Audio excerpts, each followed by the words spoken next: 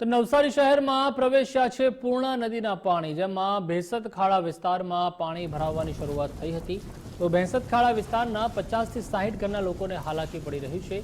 પૂર્ણા નદીની સપાટી ભયજનક સ્તર એ પહોંચી છે। તો શહેરના અનેક વિસ્તારોમાં પાણી ભરાયા છે। તો ભેંસત ખાડાના આ દ્રશ્યો છે, જ્યાં પણ પાણી ભરાવાને કારણે ભારે હાલાકીનો સામનો લોકો કરી રહ્યા છે। લોકોના ઘર, દુકાન તેમજ જે નાની ડેરી મંદિરને બનાવવામાં આવેલું છે, ત્યાં પણ પાણીમાંથી ગરકાવ થઈ ગયા છે।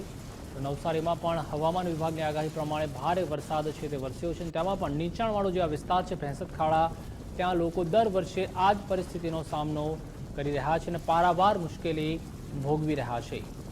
તો વરસાદ બાદ જે રોગચાળો ફાટી નીકળે છે, તેમાં પણ લોકો અવારનવાર હેરાન પરેશાન થતા હોય છે। પાણીજન્ય તેમજ મચ્છરજન્ય રોગચાળો પણ ત્યારબાદ ફાટી નીકળતો હોય છે।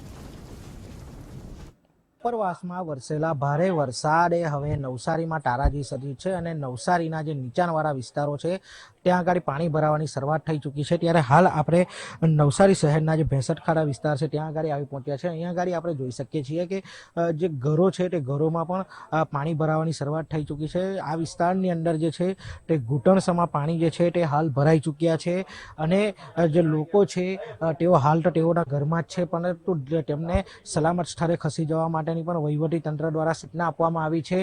ત્યારે જ આપણે જોઈએ કે અહીંયા આગળ જે પાણી જે છે તે આપણે જોઈ શકીએ છીએ। ત્યારે અહીંના આગેવાન સાથે આપણે વાત કરીશું। જી, જણાવશો કે રીતના પાણી ભરાયા છે અને શું કહેશો, દર વર્ષે કેવી પરિસ્થિતિ રહે છે?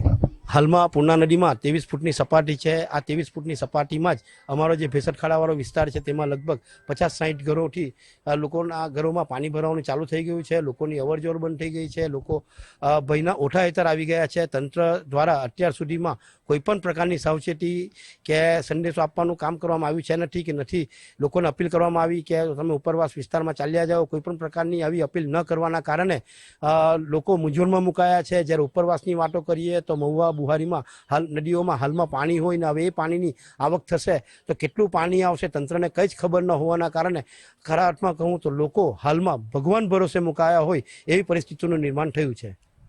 ચોક્કસથી હું કેમેરામેનને કહીશ કે ફરી એકવાર જે છે તે આપને દ્રશ્ય બતાવે અને જે આપ દ્રશ્ય જોઈ શકો છો કે હાલ જે છે તે ઘર સુધી જે છે તે લોકોના ઓટલા સુધી પાણી આવી ચૂક્યા છે અને આ વિસ્તારની અંદર ઘૂંટણસમાં પાણી ભરાઈ ચૂક્યા છે। ત્યારે હજુ પણ જે નીચાણવાળા વિસ્તાર છે તેને વહીવટી તંત્ર દ્વારા એલર્ટ કરવામાં આવી રહ્યા છે અને જે સલામત સ્થળે જે છે તે ખસી જવા માટેની સૂચના પણ તેમને આપી દેવામાં આવી છે।